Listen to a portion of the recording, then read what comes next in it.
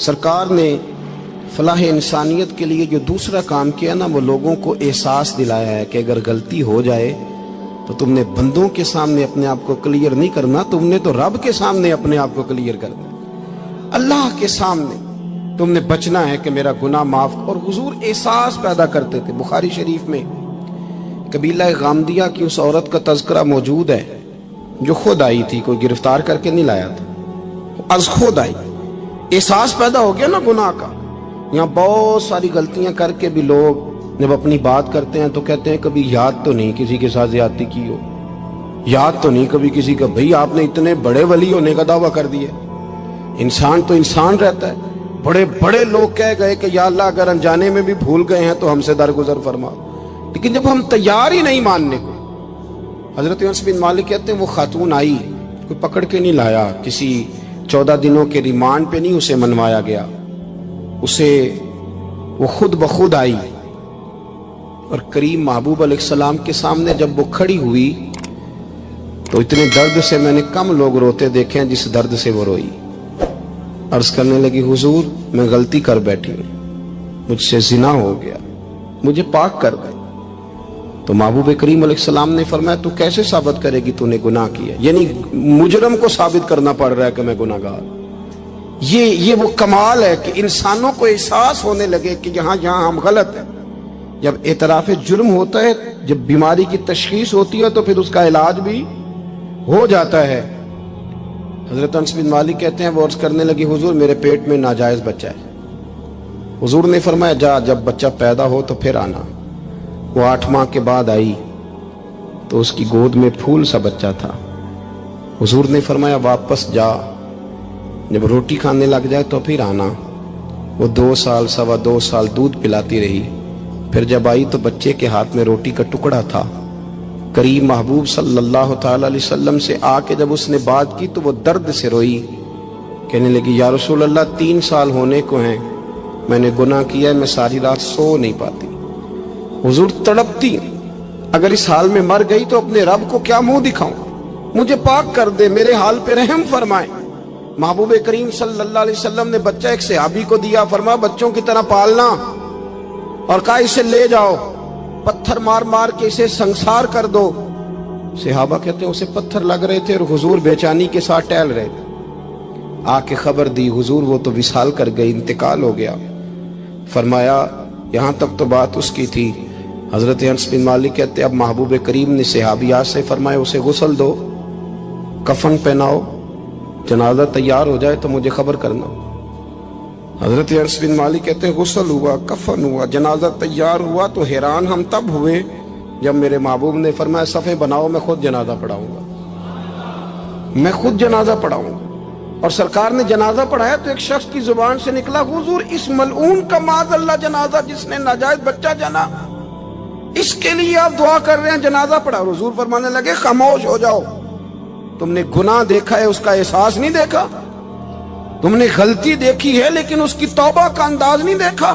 اور صاحب کنز العمال نے یہ لفظ نقل کیے ہیں کہ کریم محبوب فرمانے لگے اس نے تو ایسی شاندار توبہ کی ہے کہ اگر میں اپنی ساری امت میں بانٹ دوں تو اللہ سب کی مغفرت فرما دے گا۔ احساس جب پیدا ہو جاتا ہے نا اپنے دل کے اندر کہ یہاں میں غلط ہوں، ان العبد اذا اعترف ثم تاب تاب اللہ علیہ، او کما قال نبی صلی اللہ علیہ وسلم، رواہ مشکات۔ حضور نے فرمایا جب کوئی بندہ کہتا ہے نا اللہ میں بھول گیا تھا اور پھر وہ توبہ کرتا ہے تو رب اس کی توبہ کو فوراً ہی قبول فرما لیتا ہے۔ پہلی بات یہ کہ عقائد کو مضبوط رکھیں، مضبوط عقائد۔ اور یہ جو آج کل ایک اور ماحول چل رہا ہے کہ تھوڑا ادھر کو تھوڑا ادھر، عقائد وہی درست ہیں جن کی تشریح شیخ عبدالحق محدث دہلوی نے فرمائی، عقائد وہی درست ہیں جن کی بابت حضرت مجدد الفسانی لکھ گئے، اور ان سب کو اگر کھلا کر کے بیان کیا تو امام احمد رضا فاضل بریلوی نے بیان کیا۔ انہی بزرگوں کی باتوں کو کھول کر ہمارے سامنے رکھا۔ مضبوط عقائد کی زندگی گزاریں۔ اور دوسری بات اگر کبھی کوئی غلطی ہو جائے پھر اس کا احساس پیدا کریں، پھر اس سے توبہ کریں۔ تیسری بات جو فلاح انسانیت کے لیے بڑی ضروری ہے وہ یہ ہے کہ تھوڑا احساس پیدا کریں دوسروں کا۔ میری زندگی میری ذات سے شروع ہوتی ہے، میری ذات سے۔ میرے سے ہنس کے بولو، میری بات مانو، میرے پیچھے چلو، میرے آرام میں خلل نہ آئے، میری طبیعت کے مطابق. بھئی آپ کی طبیعت کے مطابق چلیں تو پھر تو آپ بہت بڑے خود غرض ہوئے کہ آپ نے صرف اپنے لیے سوچا. محبوب کریم کا کمال یہ تھا کہ حضور نہ دوسروں کا بڑا احساس فرماتے تھے. آپ بخاری مسلم کی وہ حدیث پڑھیں تو حیران ہو جائیں کہ سرکار فرماتے ہیں میں جب نماز کی نیت باندھتا ہوں تو میرا دل کرتا ہے میں لمبی نماز پڑھاؤں.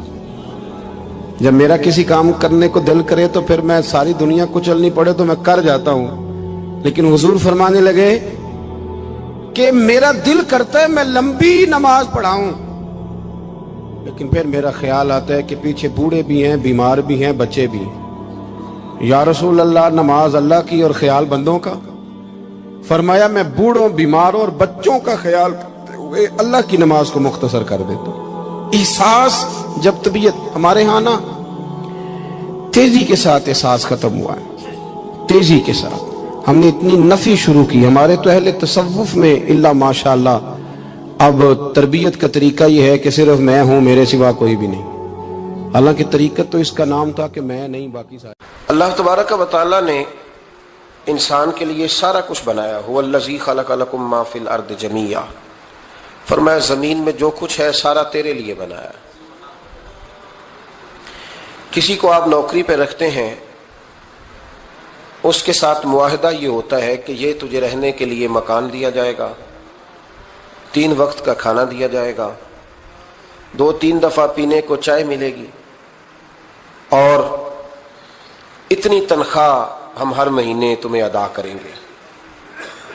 اور پھر ڈیوٹی یہ ہے کہ یہ مشین ہے، اس پر تم نے صبح 8 بجے سے 4 بجے تک کام کرنا ہے.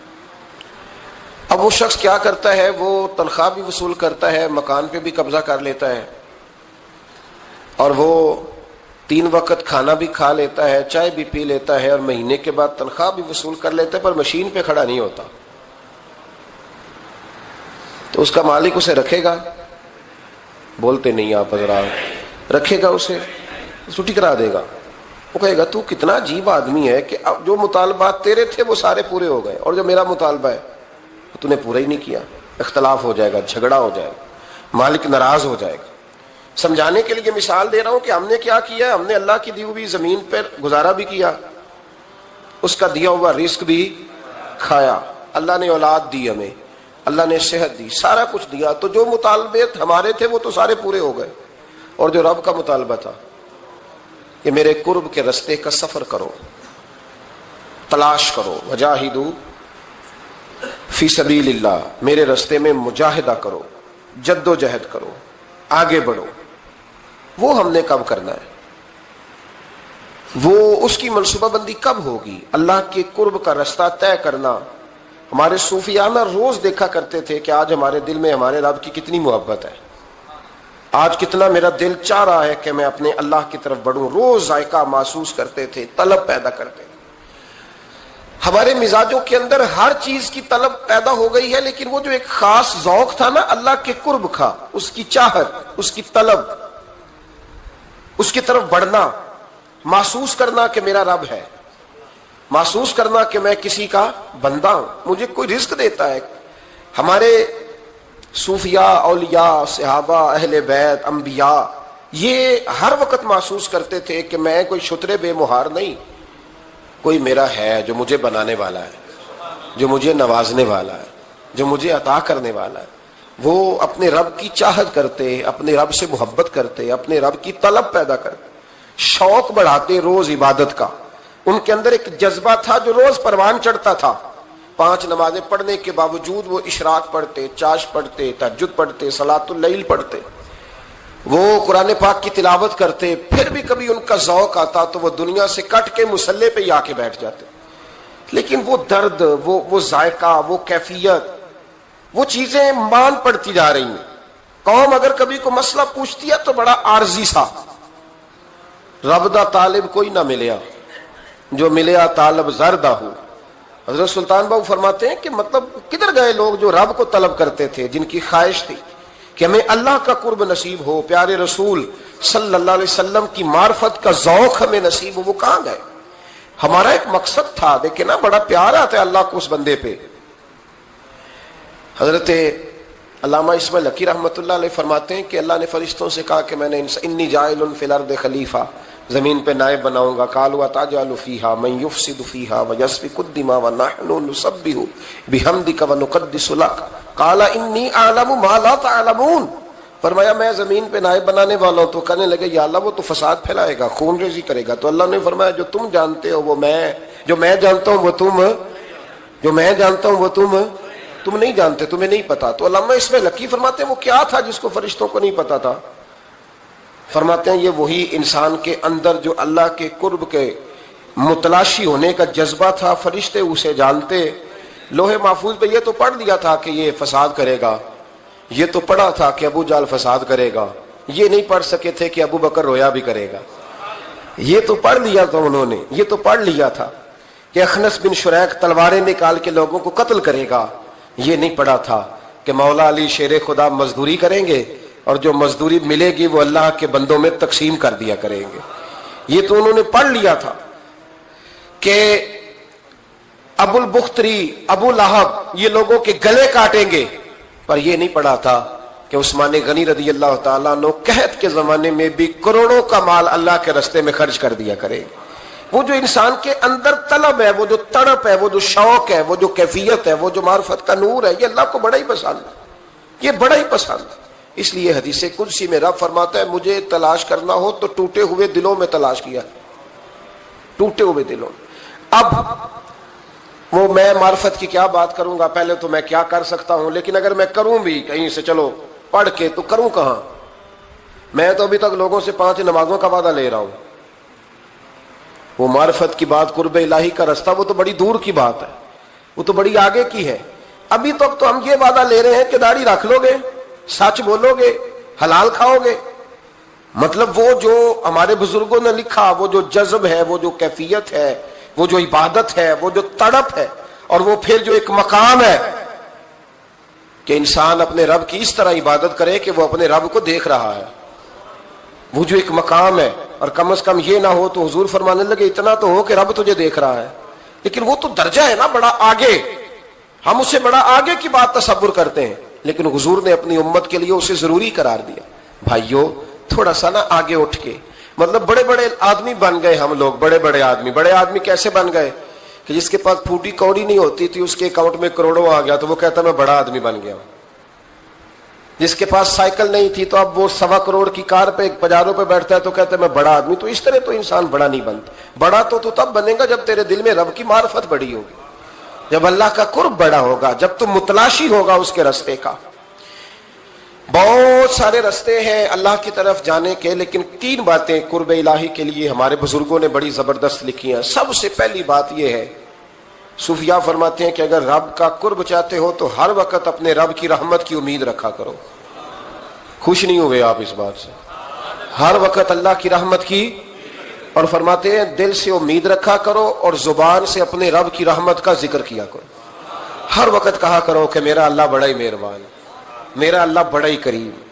ہمارا پتہ کیا حال ہے؟ شکر بھی شکوے کے انداز میں. کیا حال ہے؟ کہتے بس جی بس شکر ہے الحمدللہ. تو یہ کون سا شکر ہے جی؟ یہ تو آپ نے کہا ہے کہ بڑا تنگ ہوں میں اپنی زندگی، یہ شکر ہے؟ ہر وقت یہ کہے کہ میرا اللہ بڑا ہی قریب ہے. لیکن نا بسم اللہ شریف ہر کام سے پہلے معنی کیا ہے؟ بسم اللہ الرحمن الرحیم، یعنی تو کہہ اس رب کے نام سے جو بڑا ہی مہربان ہے، جو نہایت ہی رحم کرنے والا ہے. ہر وقت کیا ہے کہ میرا اللہ بڑا مہربان ہے، میرا اللہ بڑا رحم. ہر وقت وہ خاص ذوق، وہ درد، وہ شوق، بس تو کہے کہ یار جو اللہ نے مجھے دیا ہے وہ شاید اللہ نے کسی اور کو دیا ہی نہیں. تیرا یہ ذوق بنے، تیرے اندر اللہ کی رحمت کے ساتھ خاص تعلق پیدا ہو. میرے رسول کریم علیہ السلام ہر مقام پہ اپنے رب کی رحمت کا ذکر فرماتے. بات کسی کی ہو رہی ہوتی حضور چھیڑ اللہ کی رحمت کا ذکر دیتے. ایک صحابی چڑیا کے بچے اٹھا کے لے آئے. وہ چڑیا شکایت لے کے آئی اور حضور کے کندھے پہ بیٹھ کر شکایت کرنے لگی کہ حضور آپ کے صحابی نے میرے بچے اٹھا لیے. بات تو چڑیا کے بچوں کی ہو رہی تھی نا. رسول کریم فرمانے لگے اس کے بچے چھوڑ دو. اور پھر حضور فرمانے لگے دیکھو یہ چڑیا اپنے بچوں سے کتنا پیار کرتی ہے. جب چڑیا اتنا پیار کرتی ہے تو رب اپنے بندوں سے کتنا پیار کرتا ہو، اللہ کتنی رحمت والا ہوگا.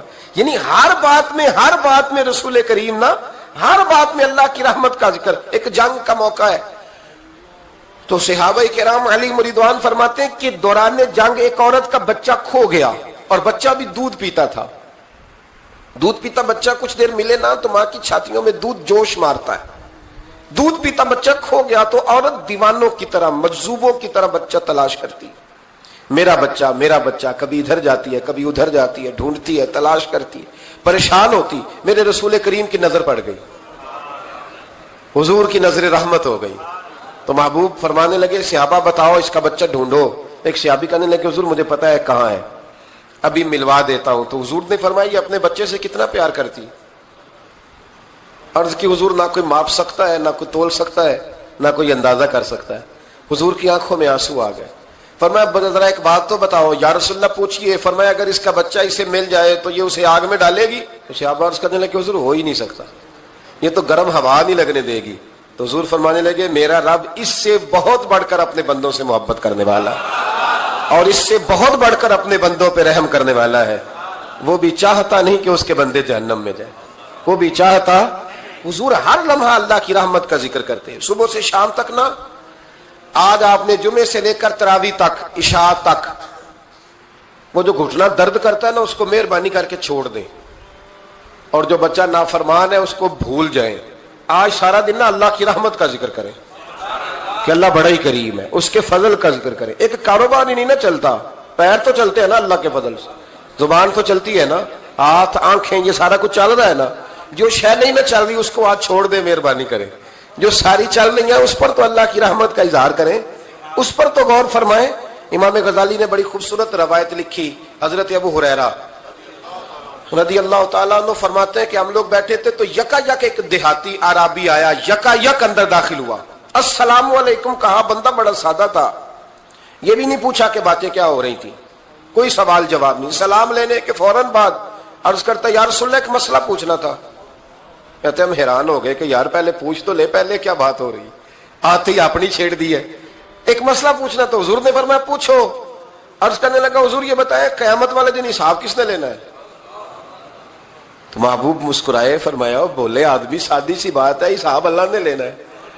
کہتے وہ بات سن کے نا تو چل پڑا, جواب سن کے تو چل پڑا, رکا ہی نہیں. تو حضور نے فرمایا ٹھہر تو جا, پہلے تو آیا ہے, سلام لی ہے, بات بھی کوئی نہیں کرنے دی, دھڑام سے اندر داخل ہوا ہے اور سوال کا جواب لیا اور پھر تو نے تبصرہ ہی نہیں کیا تو نکل گیا ہے. یا رسول اللہ حکم کرے. فرمایا کیا پوچھ رہا تھا؟ حضور پوچھا ہے کہ حساب کون لے گا. تو حضور فرمانے لگے میں نے بتایا اللہ لے گا, تو بولا کیوں نہیں؟ کہنے لگا یا رسول اللہ بس اتنا ہی پتہ کرنا تھا, اگر اللہ نے حساب لینا تو پھر ہم نے باچی جانا ہے انشاءاللہ, پھر باچی جانا ہے. تو حضور فرمانے لگے کس طرح؟ کہنے لگا یا رسول اللہ جب وہ کریم غالب آئے گا نا, جب اس کا غلبہ آئے گا تو وہ بڑا کریم ہے, اس نے معاف ہی کرنا ہے, اس نے معاف ہی کرنا ہے, اس نے کرم ہی کرنا ہے. عدل کرے تے تھر تھر کمبن, عدل کرے تے پھر تھر تھر کمبن اچیاں شانہ والے, تے فضل کریں تے بخشے جاون میرے جائے منہ کالے. فرمایا اس نے معاف ہی کرنا ہے. حضرت ابو ہریرہ کہتے ہیں کہ حضور نے فرمایا ٹھیک ہے تو جا. وہ چلا گیا تو حضور رونے لگے. فرماتے ہم نے عرض کی حضور کیا ہوا؟ تو محبوب فرمانے لگے بندہ بڑا سادہ تھا پر بات بڑی کھری کر گیا ہے, بڑی کھری بات کر گیا ہے. کریم جب غالب ہوتا ہے تو معاف ہی فرماتا ہے. تو بھائی سادے لوگوں کو بھی پتا تھا کہ اللہ کی رحمت کی بات. ہمارے گھروں میں, ہماری گفتگو میں, ہمارا ایک دوسرے سے ملنا, ناراض نہ ہونا, مایوسی کی باتیں کرتے ہیں, مایوسی. میں انتظار میں ہوں, میں انتظار میں ہوں کہ کوئی بندہ مجھے ملے اور آ کے کہے میں بڑا راضی ہوں, بتائے اللہ کا شکر کیسے کرنا ہے. میں انتظار میں ہوں, اتنے سالوں میں مجھے بندہ کوئی نہیں ملا, جو ملا اس نے یہی کہا پریشان بڑا ہوں دعا کر دیں. بڑی اذیت ہے, سب سے زیادہ میں ہی تنگ ہوں, کچھ کرے, کوئی وظیفہ بتائیں, کوئی تعویذ دیں, کوئی ملے نا یار, کوئی ملے, کوئی کہے کہ الحمدللہ تعالی. اور میں نے تعلیم کے لیے صرف اور اظہار نعمت کے لیے, تشکر کے لیے کئی دفعہ آپ کے سامنے یہ کہا ہے کہ الحمدللہ جس طرح کے استاد مجھے ملے شاید کسی کو نہ ملے, اور میں نے اظہار تشکر کے طور پر کہا ہے پھر کس طرح کے شاگرد مجھے ملے ہیں اتنے اچھے فرما بردار شاید کسی کو نہ ملے, اور جس طرح کے سادے اور درویش ماں باپ اللہ نے مجھے عطا فرمایا. اب تو بڑا تیز لوگوں کا زمانہ ہے نا, شاید کہیں میسر آئے. اور میں کہا کرتا ہوں اتنے فرما بردار مرید بھی نہیں ملتے, لوگ تو کہتے ہیں فرما بردار نہیں ملتے. ہمیں الحمدللہ فرما بردار, تابع دار, ہر لحاظ سے اچھے ملے. اس کی وجہ یہ ہے کہ جیسے مرشد اللہ نے ہمیں عطا فرمایا ایسا کسی کو اللہ نے عطا، تو شکر کریں اللہ کی نعمتوں، شکر کریں. بس جہاں بیٹھیں گے جملے ٹوٹیں گے، جہاں بیٹھیں گے پریشانی. مجھے کچھ بندے ایسے ملتے ہیں دنیا میں جو صرف اکیلے ہی ٹھیک ہے. یعنی ابا جی نے بھی ظلم ہی کیا ساری زندگی، اماں نے بھی ظلم ہی کیا، استاد بھی سارے غلط مل گئے، اور ہر بندہ ہی انہیں، اور پھر بعد میں اولاد ملی تو نافرمان ہی مل گئی. تو میں کہتا ہوں یار یہ ہو نہیں سکتا. ویسے بہرحال چلو اگر تو کہتا ہے تو بات سمجھ میں آتی ہے کہ ہو سکتا ہے کچھ سانحہ ایسا ہو گیا ہو. اللہ کی رحمت کی بات کریں. میرے نبی کریم علیہ السلام نے فرمایا بندہ سادہ تھا پر بات پتے کی کر گیا. یہاں تک لکھا امام صفوری نے کہ قیامت کے دن اللہ ایک بندے کے لیے دوزخ کا حکم دے گا. بندہ جہنم کی طرف جا رہا ہے، فرشتے زنجیریں ڈال کے کھینچ کر لے جا رہے ہیں. بندہ جا رہا ہے دوزخ کی طرف، فرشتے کھینچتے ہیں تو وہ پھر مڑ کے پیچھے دیکھتا ہے. توجہ ہے میری بات پر؟ ادھر دیکھنا ذرا. وہ کئی دفعہ کسی کو کھینچتے ہیں نا تو مڑ مڑ کے پیچھے دیکھتا ہے. چلو آپ کو سمجھاتا ہوں، سمجھ آ جائے گی. وہ جب سکول جانے کو دل نہیں نہ کرتا تھا جی، 29 الیکشن دینے نا اپنے بچیاں نو، اور بڑا 1.5 گھنٹے کا، بچے ناراض نہ ہو جائے. جب وہ کبھی جس نلائق کا سکول جانے کو دل اور اس کو کھینچتے تھے تو وہ پلٹ پلٹ کے پیچھے جاتا نہیں.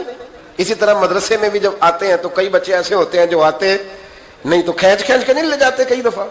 تو جب کھینچ کے فرشتے جہنم کی طرف لے جا رہے ہیں، کھینچتے ہیں تو پلٹ کے پھر پیچھے دیکھتا ہے، پھر فرشتے کھینچتے ہیں پھر پیچھے دیکھتا ہے، پھر فرشتے، ذرا نظارہ دیکھنا، دوزخ کو لے جا رہے ہیں، پلٹ پلٹ کے اللہ کی طرف دیکھتا ہے. دوزخ کا دروازہ آ گیا، پھر پیچھے دیکھ رہا ہے. رب کریم نے فرمایا اسے واپس بلاؤ. رحمت دا دریا الہی، بلاؤ اسے واپس. واپس آیا. اللہ نے فرمایا بتا تو پلٹ پلٹ کے کیا دیکھتا تھا؟ ویسے اللہ کو نہیں پتا کیا دیکھ رہا ہے، کیا دیکھ رہا تھا؟ تو رو پڑا، عرض کرنے لگا مالک میرا یقین تھا کہ تو بڑا ہی کریم ہے. اللہ میرا ایمان تھا تو بڑا رحیم ہے. اللہ میرا ذہن تھا تو معاف کرنے والا ہے. جب فرشتے کھینچتے تھے نا تو شیطان مجھے کہتا تھا اب تو جہنم میں جائے گا، پر میرا یقین کہتا تھا نہیں، رب نے معاف کر دینا ہے، اللہ نے معافی دے دینی ہے، بخشا جاؤں گا. پھر شیطان کہتا تھا جب فرشتے کھینچتے تھے، میں کہتا تھا نہیں معافی مل جائے گی. یا اللہ دوزخ کا دروازہ آ گیا پر میری امید نہیں ٹوٹی. اللہ دروازہ جہنم کا آ گیا پر میری امید نہیں ٹوٹی.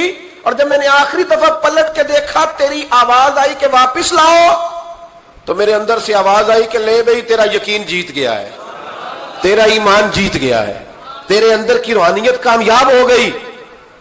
بندے اور رب کی باتیں ہو رہی ہیں تو فرشتے چپ کر کے کھڑے ہیں. تو رب نے فرمایا تم خاموش کھڑے ہو. عرض کی یا اللہ اس کا کرنا کیا ہے؟ فرمایا کرنا کیا ہے؟ جو میری رحمت کی اتنی زیادہ امید رکھے اسے جہنم میں ڈال دو؟ یہ کیسے ہو سکتا ہے؟ اس کو پکڑو اور میرے فضل کے ساتھ اسے جنت عطا کر دو. تو پہلی بات یہ کہ اللہ کی رحمت کی امید رکھیں. صبح سے شام تک کہیں الحمدللہ. کیا کہیں؟ ایک ہوتا ہے تکبر کے طور پر بڑھ کے مارنے کے لیے ذکر کرنا، وہ منع ہے. ڈینگے نہیں مارنی بلکہ اللہ کی رحمت کا ذکر کریں تشکر کے لب و لہجے، تشکر کے لب و لہجے. ہمارے نا لفظوں سے شکوے چھلکتے ہیں، ہمارے جملوں سے چھلکتا ہے کہ ہم پریشان ہیں، ہماری باتوں سے محسوس ہوتا ہے کہ ہم کسی وجہ سے بڑی تکلیف میں ہیں. اس کو نکال دیں. جب بندہ اللہ کی رحمت کی امید کرے گا تو اللہ بھی پھر رحمت، فضل اور کرم کے بادل ہی برسائے گا. دوسری بات ہمارے بزرگوں نے لکھی ہے اگر اللہ کے قرب کا رستہ طے کرنا ہے تو وہ اس طرح ملے گا کہ اللہ کے ہر فیصلے پہ راضی ہو جاؤ. جہاں اللہ نے مجھے بٹھایا میں راضی ہو جاؤں، جہاں اللہ تبارک و تعالیٰ نے میرے بھائی کو بٹھایا ہے وہاں میرا بھائی راضی ہو. جہاں جہاں اللہ نے ہمیں بٹھایا ہے ہم اس جگہ پہ راضی. معاملہ پتہ کیا ہے؟ ہم اپنی مرضی کا فیصلہ چاہتے ہیں اور مرضی تو اللہ کی چلے گی، مرضی اللہ کی چلے گی. میرے رسول کریم علیہ السلام نے صحابہ سے پوچھا تم کون ہو؟ حضور مومن. فرمائی ایمان کی دلیل دو. یہ بات مجھ سے کو پوچھے تو شاید میں جھگڑا کروں کہ ایمان کی دلیل. حضور نے فرمایا کون ہو؟ یا رسول اللہ مومن. فرمایا دلیل دو. حضور دلیل ہے ہمارے پاس. دو. یا رسول اللہ اللہ نعمت دیتا ہے تو ہم شکر ادا کرتے ہیں، مصیبت ڈالے تو صبر کرتے ہیں، اور جو فیصلہ اللہ ہمارے حق میں کر دے ہم اس پر راضی رہتے ہیں. میرے محبوب کا چہرہ خوشی سے کھل اٹھا. فرمایا تمہیں مبارک ہو، تم تو واقعی بڑے پکے مومن ہو. تم مومن ہو، اگر اللہ کے فیصلوں پہ راضی رہتے ہو تو پھر تم حضور فرماتے ہیں کچھ لوگوں کو اللہ قیامت میں بغیر حساب کتاب جنت میں داخل کرے گا. فرشتے پوچھیں گے پل صراط سے ہوا ہے؟ وہ کہیں گے دیکھی نہیں. میزان عمل تلوائے؟ وہ کہیں گے دیکھا ہی نہیں. کیسے آ گئے؟ تو کہیں گے خدا کے فضل سے آ گئے. فرشتے پوچھیں گے تمہارا عمل کیا تھا؟ وہ کہیں گے کچھ بھی نہیں. عام لوگوں کی طرح نماز پڑھتے تھے، روزہ رکھتے تھے، حج فرض ہوا تو کیا، زکوٰۃ اگر ہمارے اوپر لاگو ہوئی تو دی، عام روٹین کے معاملات. تو فرمایا اتنی بڑی فضیلت کے بغیر حساب کتاب جنت، کوئی تو وجہ ہوگی. تو بندے عرض کریں گے وجہ ایک ہی تھی کہ رب جو ہمارے حق میں فیصلہ کرتا تھا ہم اس پر راضی ہو جایا کرتے، ہمیں کوئی شکوہ اس پر رہتا. علامہ ڈاکٹر محمد اقبال رحمت اللہ علیہ، توجہ ہے میری بات پر؟ ادھر دیکھنا ذرا میری طرف. اللہ آپ کو خوش رکھے. کچھ لوگ نا جی کہتے ہیں ڈاکٹر اقبال نے داڑھی کیوں نہیں رکھی تھی؟ تو یہ غلطی کی علامہ اقبال نے، رکھنی چاہیے تھی انہیں. ناراض ہو گئے آپ لوگ؟ جو جس کی غلطی ہے وہ اس کی یہ غلطی ہو گئی ان سے، انہوں نے نہیں ٹھیک کیا. اب اقبال کے داڑھی نہ رکھنے سے کیا سنت کی مخالفت پر اسے ڈگری دی جائے گی؟ وہ میں کیوں نہ ہوں، جو کام خلاف سنت ہے وہ بہرحال. لیکن میرا سوال یہ ہے کہ اقبال نے صرف داڑھی نہیں رکھی، باقی سارے کام اچھے کیے، تو آپ باقی کے تو سارے اچھے کر لینا. اقبال نے جو کام کیا، جو دین کا درد دیا، جو پیغام دیا، جو جدوجہد کی، اس کو تو سمجھ لو نا. مطلب صرف داڑھی پہ آ کے دلیل پکڑتے ہو. علامہ اقبال نے مکان بھی نہیں بنایا اپنا، کتنا بڑا آدمی ہے، کوئی جائیداد ہے اس کی؟ تسی بھی چھوڑو مکان سارے. اقبال وہ دیکھیں نا، بابے بلے شاہ کی لوگ مثال دے دیں گے، بابا صاحب مجذوب آدمی تھے، تو بابا صاحب کے حصے میں تو کئی مربع زمین آتی تھی، وہ بھی انہوں نے نہیں لی.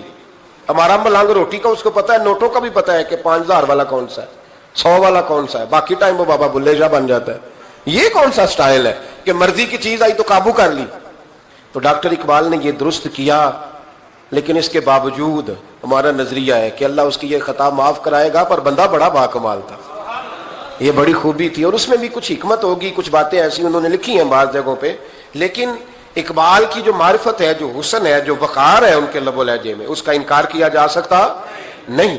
لیکن اس کو ہم ڈیفینڈ بھی نہیں کرتے، جو کسی میں کوئی کمزوری ہے وہ بہرحال اس کی ہو. ایک سوال بڑا اٹھتا تھا، لوگ کہتے تھے کہ آپ روز داڑھی کی بات بھی کرتے ہیں اور علامہ اقبال کی بات بھی کرتے ہیں، تو میں نے آج اس کی وضاحت کر دی. بات کی سمجھ آ گئی آپ حضرات؟ علامہ اقبال نے ایک بات لکھی ہے. اقبال کہتے ہیں جب میں لندن میں وکالت کرتا تھا تو ایک خاتون تھی، لیڈی بارنس اس کا نام تھا. چھوٹے موٹے مقدمات لے کے وہ میرے پاس آتی تھی. بی بی ایک ہوٹل چلایا کرتی تھی، اس کا خاوند جو تھا وہ فوج میں ملازم تھا. اقبال نے خود لکھا ہے، اقبال فرماتے ہیں کہ ایک دن وہ خاتون پھر کسی کیس کے سلسلے میں میرے پاس آئی، تو جب وہ آئی تو اس نے نقاب اوڑھا ہوا تھا، برقع کیا ہوا تھا. تو چونکہ اس نے نقاب اوڑھا تھا، مسلمانوں کی نشانی تھی. نقاب اوڑھنا کن کی نشانی ہے؟ اللہ آپ کو خوش رکھے. تو کہتے ہیں وہ نشانی چونکہ اہل اسلام کی تھی تو مجھے تجسس ہوا. میں نے کہا لیڈی خیریت ہے؟ میم صاحبہ یہ برقع پہنا ہوا ہے. تو کہنے لگی ہنس کے، اقبال مجھے پکا یقین تھا کہ آپ ضرور پوچھیں گے. تو میں نے کہا اچھا تو یہ برقع؟ تو کہنے لگی الحمدللہ میں مسلمان ہو گئی. تو میں نے فوراً کہا کہ آپ کا شوہر تو فوج میں ملازم ہے، فوجی کے لیے بدلنا اور پھر ملکی قانون اور یہ چیزیں. تو کہنے لگی اس نے مجھے کیا کہنا تھا، وہ خود کلمہ پڑھ گیا. تو کہتی ہیں میں اور متجسس ہوا، وہ کیس کی بات کرتی تو میرا تجسس بڑھ گیا. میں نے کہا تو کیس چھوڑ یہ بتا کلمہ کیسے پڑھا؟ تو کہنے لگی اقبال اصل بات یہ ہے کہ میں نا بے اولاد تھی، خاوند بھی بڑے اچھے پیسے کماتا، میں خود بھی ہوٹل چلاتی، پر ڈپریشن اور ٹینشن اور بلا وجہ کی پریشانیاں جان نہیں چھوڑ. یہ ٹینشن اور ڈپریشن کا نا مجھے عربی ترجمہ کوئی نہیں ملا. یہ ڈپریشن اور ٹینشن کا نا میں نے تلاش کیا ہے، لیکن مجھے عربی لغت کے اندر ان کے معنی مجھے لگتا ہے کہ اس زمانے میں یہ چیزیں تھی ہی نہیں. ہوتی تو ان کا کوئی نام بھی، یہ آج ہے نا تو اس لیے آج کے زمانے میں ہی نام ہے مفت کا، مفت کی پریشانی. تو کہتی ہے مجھے ٹینشن اور ڈپریشن رہتی تھی ہر وقت، بڑی میں پریشان رہتی تھی. میرے ساتھ ایک عجیب واقعہ ہوا کہ میرے ہوٹل میں نا ایک بابا جی برتن مانجتے تھے، بوڑھے آدمی تھے، 70 سال کے قریب عمر تھی. ان کا ایک بیٹا تھا، ایک بہو تھی، ایک پوتا تھا، لیکن وہ بیچارے بیٹا بیمار رہتا تھا تو لہٰذا وہ خود مزدوری کرتے. کہتی ہیں ایک دن وہ بابا جی میرے پاس آئے، کہنے لگے میم صاحبہ 2-4 دن کی چھٹی چاہیے. تو میں نے کہا خیریت ہے؟ کہنے لگے میڈم میرا بیٹا فوت ہو گیا. بیٹا، آپ کو پتہ ہے باپ کا جنازہ پڑھنا آسان ہے، بیٹے کا جنازہ اٹھانا بڑا مشکل کام. کہتی ہے میں کچھ لکھ رہی تھی، میرے ہاتھ سے قلم گر گیا، میں نے خود گاڑی بھیجی, بابا جی گاؤں چلے گئے جہاں وہ رہتے تھے. کہتی 2-3 دن کے بعد میں اور میرا شوہر گئے تو رستے میں ہم باتیں کر رہے تھے کہ کیا تعزیت کریں گے, ایک ہی بیٹا تھا, کوئی رشتہ دار بھی نہیں, تو اس کی تو کائنات اجڑ گئی, کن لفظوں سے اسے تعزیت کیا کہیں گے. کہتے جب ہم گئے تو وہ ٹوٹی ہوئی چٹائی پہ بیٹھا تھا, کچھ لوگ قریب تھے, ہم نے جا کے کہا بابا آپ مسلمان ہیں, ہم آپ کو کیا نصیحت کریں, ایک ہی بیٹا تھا, کہ کس طرح کر کے ہم آپ کو تسلی دیں. تو کہتے اس نے آنکھیں کھولی, بوڑھی آنکھوں میں ایمان کی روشنی, کہنے لگا بی بی کیا تعزیت کی بات کرتی ہو, میں نے کوئی پیسے جمع کرا کے بیٹا لیا تھا, خدا نے فضل سے دیا تھا, عدل سے لے گیا ہے, میں اپنے رب کے فیصلے میں بڑا راضی ہوں, اللہ بڑا کریم ہے, وہ لے گیا, اس کا مال تھا. آپ یقین کریں ہمارے دیہاتی لوگ یہ کہا کرتے تھے, میں نے کانوں سے سنا ہے, ایک بوڑھے آدمی کا ایک دفعہ بیٹا فوت ہو گیا تو کسی نے اس سے کہا بابا چھوٹی عمر میں بچہ چلا گیا, تو مجھے لفظ نہیں بھولتے, کہنے لگے پتر اللہ دی فصل ہے, کچی وڈے تا نہیں ہو دیے. سنے آپ نے بھی کبھی یہ فکرہ, کچی وڈے تے پکی لے جائے تے تاوی ہے جو ہو دی. تو جب اس کا جی چاہا وہ لے گیا. اللہ اکبر. وہ خاتون کہتی ہے کہ وہ بابا جی سے میں نے کہا کہ چلو آپ 1 مہینے کی چھٹی کر لے, تو کہنے لگا نہیں میڈم میں مسلمان ہوں, مفت کی روٹی نہیں کھاتا, مزدوری کر کے کھاتا ہوں, میں انشاءاللہ 2-3 دن کے بعد کام پہ آ جاؤں گا. کہتے ہیں وہ چند دنوں کے بعد آ گیا, اللہ کی قدرت کے ابھی 2-3 ماہ گزرے تھے پھر آیا, میڈم چھٹی چاہیے کچھ دنوں کی, میں نے کہا خیریت ہے, کہنے لگے وہ میری بہو بھی ہارٹ اٹیک سے فوت ہو گئی. کہتے اب میں بھی تڑپ گئی اور عیسائی ہو کہ میری آنکھوں میں آنسو آ گئے. میں نے کہا گھر کا دروازہ بند ہو گیا, اب یہ بیچارہ کیا کرے گا. وہ اپنے شوہر کے غم میں ہارٹ اٹیک سے فوت ہو گئی. کہتے ہم پھر 2-3 دن کے بعد تعزیت کے لیے گئے, پھر ٹوٹی ہوئی چٹائی, بوڑھا نہ اپنی انگلیوں سے زمین پر کچھ بنا رہا. کہتے قریب گئی اور میں نے جا کے کہا بابا اب تو تسلی آپ نے خود ہی کرنی ہے, جو نظام تھا وہ تو ہو گیا. تو کہتے ہیں پھر اس نے آنکھیں کھولی, آسمان کی طرف دیکھا تو کہنے لگا بیٹی کوئی پریشانی نہیں, میرا بیٹا بغیر شادی کے بھی تو فوت ہو ہی سکتا تھا نا, بس میرے مالک نے جب چاہا جیسے چاہ ہوا. میں انشاءاللہ 2-4 دن کے بعد کام پہ آؤں گا, یہ میرا 3-4-5 سال کا پوتا ہے, ابھی اسکول داخل ہوا ہے, میں ساتھ لے آؤں گا, وہاں میرے ساتھ اوپر کوارٹر میں جہاں میں رہتا ہوں یہ بھی رہے گا. کہتی ہے میں سختے میں آ گئی اس کی کیفیت دیکھ کے, وہ پوتے کو ساتھ لے آیا. کبھی کبھی میں دیکھتی چھت پہ کھڑے ہو کے کہ دادا گھوڑا بنا ہوا ہے اور پوتا سواری کر رہا ہے. وہ سویرے اٹھتا اس کو سکول چھوڑ کے آتا, شام کو لے کے آتا, پیار کرتا, محبت کرتا.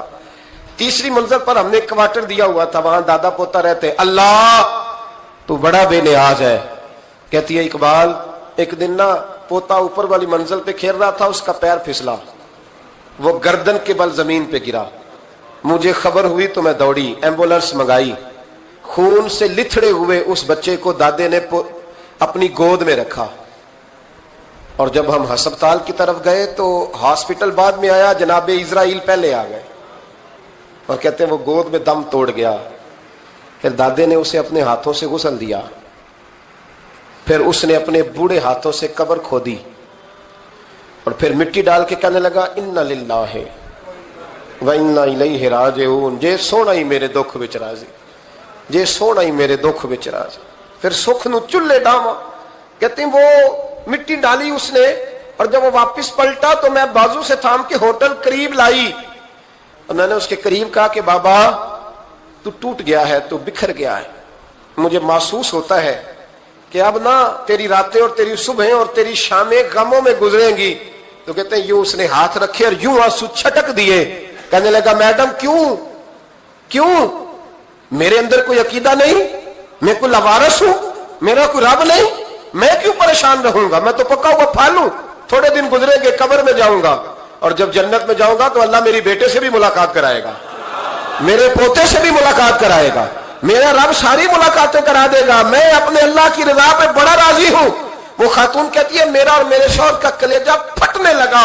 میں نے کہا بابا یہ جذبہ کہاں سے ملتا ہے, یہ سکون کہاں سے آتا ہے, یہ کیفیت کیسے ملتی ہے. مجھے کہنے لگا تو نے لینی ہے. میں نے کہا, تو کہنے لگا تو بھی گنبد خضرا والے نبی کا کلمہ پڑھ جا, تو بھی رسول اللہ کا کلمہ پڑھ جا.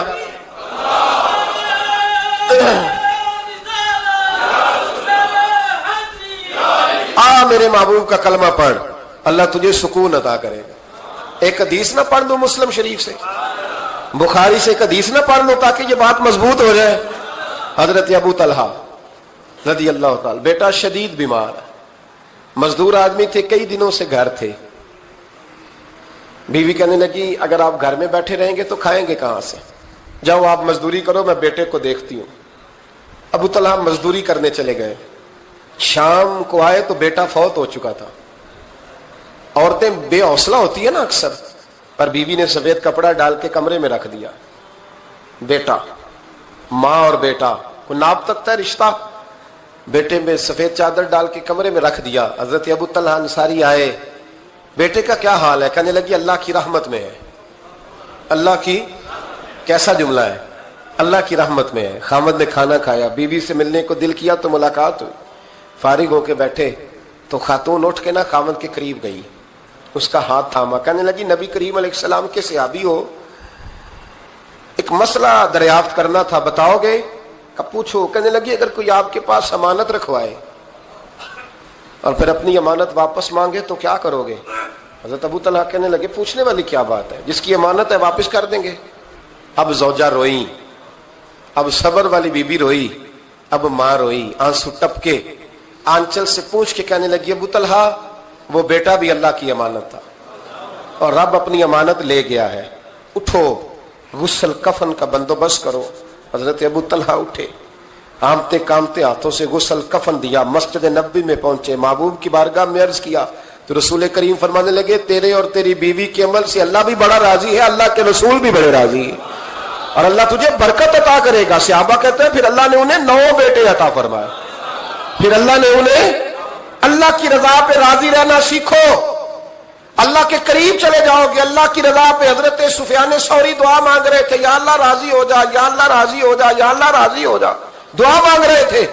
بی بی رابعہ بصری پردے کے پیچھے بیٹھی تھی، جب دعا لمبی ہو گئی تو کہنے لگی سفیان بس کر، کوئی اگلا لفظ بھی بول، بس کر۔ آپ فرمانے لگے تجھے کیا ہوا؟ تو کہنے لگی تو کب سے کہہ رہا یا اللہ راضی ہو جا، یا اللہ راضی ہو جا، پہلے اپنے دل پہ ہاتھ رکھ کے بتا تو اللہ سے راضی ہے؟ تو راضی ہے اللہ سے؟ تو روز نہیں کہتا پیسے نہیں ہے میرے پاس مجھے دے، تو روز نہیں کہتا یا اللہ فلانی چیز کوئی نہیں دے، اے اللہ فلاں کو دے دیا مجھے کیوں نہیں دیتا معاذ اللہ، تو روز شکوے نہیں کرتا؟ فرمایا پہلے تو راضی ہو جا۔ ترمذی شریف کی حدیث ہے، میرے نبی کریم علیہ السلام نے فرمایا تم اللہ کے دیے ہوئے تھوڑے رزق پہ راضی ہو جاؤ، اللہ تمہاری تھوڑی عبادت سے راضی ہو جائے۔ دیکھیں نا امام حسین کا آخری جملہ کیا ہے میدان کربلا، آخری جملہ کیا ہے؟ میں 5000 مسجد دے کے کہتا ہوں دیا نہیں میں نے، اللہ بڑا راضی ہے مجھ سے، 5 نمازیں پوری نہیں پڑھتا۔ امام علی مقام نے نا دل، کلیجہ، جان، اولاد، ہر چیز نکال کے رکھ دی، تو آخری جملہ یہ تھا اے اللہ بتا تو حسین سے راضی ہے کہ ناراض ہے؟ اللہ تو راضی ہے کہ ناراض ہے؟ بھائی پہلی بات رحمت الہی، دوسرا اللہ کی رضا پہ، یعنی عجیب بات ہے نا، جب اللہ کروڑوں دے تو دنیا چھپاتی ہے، اور جب تھوڑا کاروبار ٹھنڈا ہو جائے تو ساری دنیا کو دنیا بتاتی ہے۔ تو جب میں تو کہہ رہا ہوں کہ میں بندہ ڈھونڈ رہا ہوں جو مجھے ملے، آ کے کہے کہ شکر کا طریقہ بتاؤ، تو مل ہی نہیں رہا، کو ملے جو کہے بڑی خیر ہے، ہر لحاظ سے اپنے رب سے راضی ہو، مل ہی نہیں رہی دنیا۔ تیسری بات، اگر اللہ کے قریب جانا ہے، یہ ان لوگوں کے لیے جو معرفت الہی کے متلاشی ہیں وہ خاص توجہ کریں۔ اگر رب کریم کے قریب جانا ہے تو پھر ایک ذہن بنائیں کہ میرا رب میرے ساتھ ہے، میرا رب میرے، نحن اقرب الیہ من حبل الورید۔ اور درویش کہتے ہیں جے میں تینوں اندر جانا تو پھر مقید جانا، جے میں تینوں باہر جانا تے اندر کون سمانا، اندر بھی تو ہے تے باہر بھی تو، وچ بلا کون نمانا۔ پھر تصور کریں کہ اللہ میرے ساتھ ہے۔ حضرت جنید بغدادی رحمۃ اللہ علیہ کہتے ہیں میں نے اپنے مرشد سے کہا کوئی وظیفہ جو پڑھا کروں، تو فرمانے لگے جنید پڑھا کر کہ اللہ میرے ساتھ ہے اور اللہ مجھے دیکھ رہا ہے، یہ وظیفہ پڑھا کر۔ کیمرے لگا دیے ہر جگہ ہماری گورنمنٹ نے، کہتے ہیں کیمروں کی مدد سے پکڑا گیا، کیمروں کی مدد سے، مسجدوں کے دروازوں پہ کیمرے، ایئرپورٹوں پہ کیمرے، ریلوے اسٹیشن پہ کیمرے، بڑے بڑے جنرل سٹور پہ کیمرے، نیچے لکھا ہے خبردار کیمرے کی آنکھ آپ کو دیکھ رہی ہے۔ کیمرے کی آنکھ دیکھے تو لوگ گناہ نہیں کرتے، تو یہ کیوں نہیں سوچتے کہ رب ہمیں دیکھ رہا ہے؟ یہ تصور کیوں نہیں جمتا کہ رب ہمیں، اور اللہ فرماتے ہیں ولی من خاف مقام ربہ جنتان، جو اللہ کے سامنے کھڑے ہونے سے ڈر جائے گا نا، اللہ اسے 2 جنتیں عطا فرمائے گا. اللہ اسے ایک دفعہ اگر کوئی ڈر گیا اللہ کے سامنے کھڑے ہونے، کتنی دفعہ بولیں تو صحیح.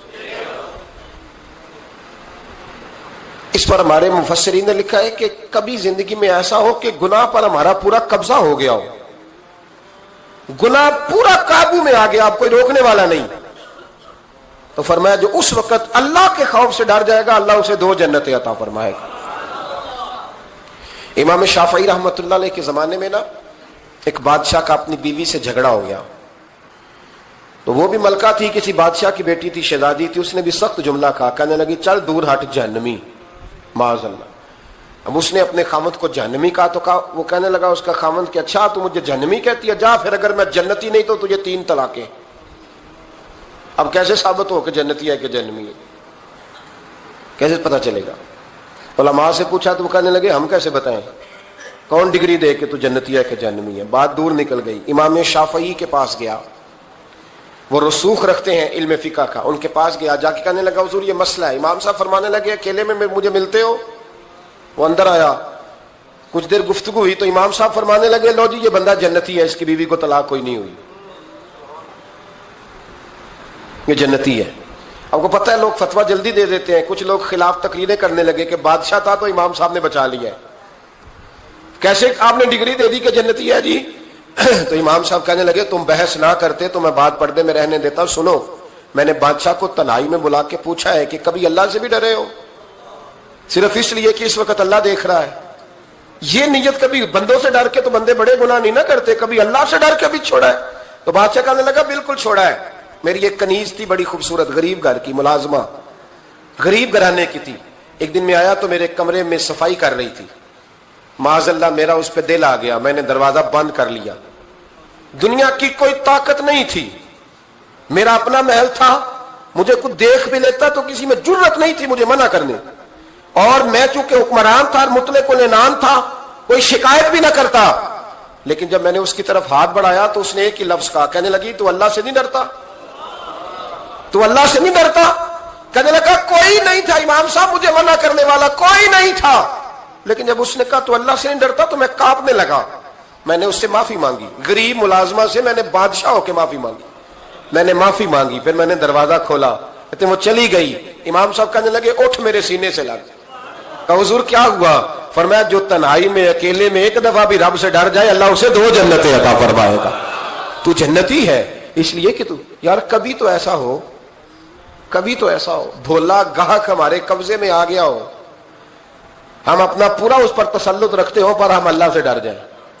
کبھی ایسا ہو کہ کروڑوں روپیہ ہمارے تسلط میں ہو، ہم چاہیں تو جتنا مرضی استعمال کریں لیکن ہم اللہ سے ڈر جائیں. حضرت عمر کا زمانہ تھا، ایک نوجوان صحابی کا بیٹا مسجد جایا کرتا تھا، بڑا نیک تھا. ایک عورت اس کو اپنی طرف بلانے لگی، لبھانے لگی. نوجوان تھا، ایک دن دل آ ہی گیا بی بی پہ. عشاء کی نماز پڑھ کے اس کے گھر کی طرف جا رہا تھا کہ کسی قاری صاحب نے آیت پڑھ دی ولی من خاف مقام ربہ جنتان، جو اللہ کے سامنے کھڑے ہونے سے ڈرے گا رب 2 جنتیں عطا کرے. یہ آیت کیا سنی کہ نوجوان بے ہوش ہو کے گرا. کسی نے باپ کو خبر دی کہ تیرا بیٹا بے ہوش ہے. باپ گھر لائے، بالوں میں ہاتھ پھیرا، بیٹے کیا ہوا؟ اس نے آنکھیں کھول کے کہا ابا جی میں نے گناہ کیا نہیں، لیکن میرا قبضہ پورا ہو گیا تھا گناہ پہ. وہ بالکل راضی تھی، میں چاہتا تو میں گناہ کر لیتا لیکن میں اللہ سے ڈر گیا. کیا واقعی رب مجھے 2 جنتیں دے گا؟ تو باپ نے ماتھا چوما، کا بیٹا اللہ کے وعدے بڑے ہی سچے ہیں، بڑے سچے ہیں. تو یہ تصور کر کے اللہ مجھے دیکھ رہا ہے، پھر ڈر جا، واقعی 2 جنتیں دے گا. اس نوجوان نے چیخ ماری اور روح ہی پرواز کر دی. رات کو جنازہ پڑا، دفن کر دیا. صبح حضرت عمر آئے، فرمایا اتنا نیک نوجوان تھا تو مجھے کیوں نہیں بتایا؟ میں اس کے غسل میں شریک ہوتا، کفن میں شریک ہوتا، میں جنازہ پڑھاتا. حضور بس رات دیر ہو گئی، دفن کر دیا. امام سیوطی نے لکھا، ابن کثیر نے لکھا، ابن عساکر نے لکھا. حضرت جناب عمر فاروق فرمانے لگے مجھے بتاؤ تو صحیح اس کی قبر کہاں ہے؟ نیک ہو کوئی بندہ تو قبر پہ جانا چاہیے. فرمایا بتاؤ قبر کہاں ہے؟ حضرت عمر کو قبر پہ لے گئے تو سیدنا فاروق اعظم قبر پر کھڑے ہو کے فرمانے لگے نوجوان مجھے امید ہے اللہ نے تجھے 2 جنتیں دی ہوں گی، حضرت عمر کہتے ہیں مجھے اللہ کی قسم قبر کے اندر سے بول پڑا، کامل پیر اونا دے باہو قبر جنا دی جیوے، قبر کے اندر سے بول پڑا، کہنے لگا عمر امید والی بات نہیں، میرے رب کے وعدے بڑے سچے ہیں، اس نے واقعی مجھے 2 جنتیں عطا فرمائی، اس نے واقعی 2 جنتیں دی ہیں۔ کبھی کوئی کام تو ایسا ہو جو صرف اللہ سے ڈر کے چھوڑا جائے، ہونا چاہیے کہ نہیں ہونا چاہیے؟ آپ یقین کریں بچوں سے ڈر کے ہم نے بڑے کام چھوڑ دیے، بھائیوں سے ڈر کے چھوڑ دیے، دنیا داروں سے ڈر کے چھوڑ دیے، اور کبھی کبھی میں کہہ دیتا ہوں کہ بہت سارے ماں باپ نے اولاد سے ڈر کے چھوڑا، بہت سارے استاد شاگردوں سے ڈرتے ہیں، الا ماشاءاللہ کچھ پیر مریدوں سے ڈرتے ہیں۔ کاش ہم اللہ سے ڈرنا شروع کریں، جب رب سے ڈرو گے پھر کسی اور سے نہیں ڈرو گے۔ اللہ کا خوف سنوارتا ہے، سجاتا ہے، یہ ذہن بنائیں۔ حضرت سیدنا عبداللہ ابن عمر رضی اللہ تعالیٰ عنہ کر رہا تھا تو صحرا میں کھانا کھانے کے لیے بیٹھا، ایک چرواہا بکریاں چرا رہا تھا، میں نے دعوت دی روٹی کھا لو، کہنے لگا میں نے روزہ رکھا ہے۔ آپ فرماتے ہیں غریب آدمی تھا، نفلی روزہ، میں اٹھ کے قریب گیا، میں نے کہا پتہ تو کروں صرف روزے دار ہے کہ نیک بھی ہے؟ صرف کچھ روزے دار ہوتے ہیں پر نیک، ناراض نہ ہو جائیے گا، حضرت عبداللہ ابن عمر کی بات کر رہا ہوں، کچھ نمازی ہوتے ہیں پر نیک، حاجی ہوتے ہیں پر نیک، وہ تقوی نہیں اختیار کرتے، مقاصد نماز اور مقاصد روزہ نہیں جانتے۔ کہتے میں قریب گیا تو میں نے جا کے اسے کہا یہ بکری بڑی پیاری ہے، بیچ نہیں دیتا میرے ہاتھ؟ کہنے لگا میری نہیں، میں تو چرواہا ہوں، تنخواہ پہ بکریاں چراتا ہوں، کسی اور کی ہیں، مالک کوئی اور ہے۔ تو فرماتے ہیں میں نے اسے کہا کہ مالک کو کہہ دینا کہ ایک بکری بھیڑیا لے گیا تھا، یہ 300-400 بکریاں، مالک کو کیا پتہ، کہنا ایک بھیڑیا لے گیا ہے۔ تو کہتے ہیں اس نے داڑھی جھاڑی تو گرد اڑی، غریب آدمی مٹی میں لتھڑا ہوا، لیکن اس کی آنکھوں میں اتنی روشنی، کہنے لگا حضور بکریوں کے مالک سے تو کہہ دوں گا بھیڑیا لے گیا ہے، اور جب کائنات کا مالک پوچھے گا، جب عرش کا مالک پوچھے گا تو کیا جواب دوں گا؟ آپ فرماتے ہیں میں واپس آیا، میں نے پتا کیا کس کا غلام ہے، پہلے غلام خریدا، پھر بکریاں خریدی، پھر وہ بکریاں اسے تحفے میں دے دی۔ کہنے لگا حضور یہ کیا ہے؟ فرمایا تو رب سے ڈرتا تھا نا، تو اللہ نے تجھے انعام عطا فرمایا ہے۔ اگر ہم اصل کافر اسی پچ ہو گیا، پھر تشبیہ مسلح کی کرنا، اساں ظاہر نو رب منیائے، باطن دا اللہ کی کرنا، اساں ظاہر نو رب منیائے، باطن دا اللہ کی کرنا۔